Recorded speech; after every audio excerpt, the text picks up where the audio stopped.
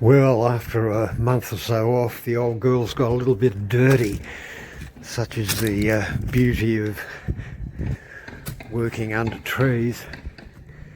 Look at this stuff.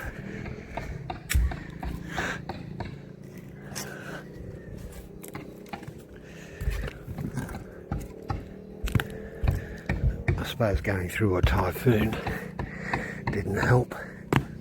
Actually probably blew a few of these leaves off. Now I'm in the mood to get some stuff done. Now this is still a little bit soft around here as it was completely rotted out underneath, so the skin's really thin, and down here it's got some give in it, and that's below the floor level, so I can't get at it at all on the inside, so I'll get some fiberglass on that.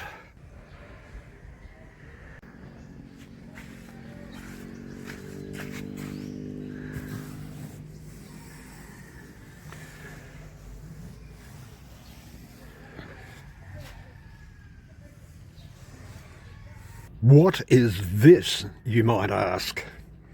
The locals call it blood. Yammo.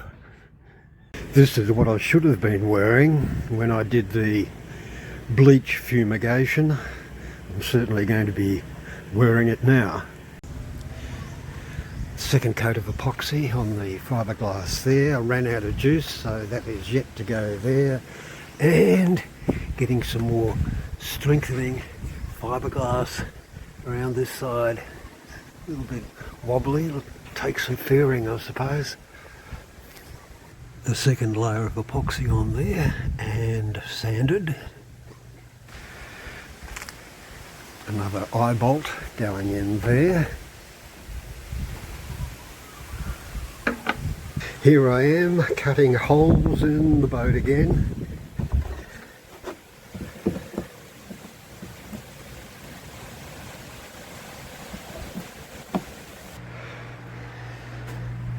More epoxy to go in this hole in here, and time to fill in that hole there as well, and timber to go in here and in here.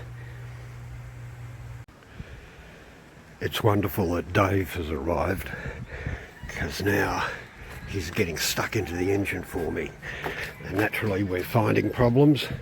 No fuel getting up here. Turns out that this thing is really stiff, so we're freeing that up. I'm sure we'll have other things to play with shortly. Anyway, that's it for this month. I'm sorry that there's not much to report. I've been mostly sick and unmotivated. That's life.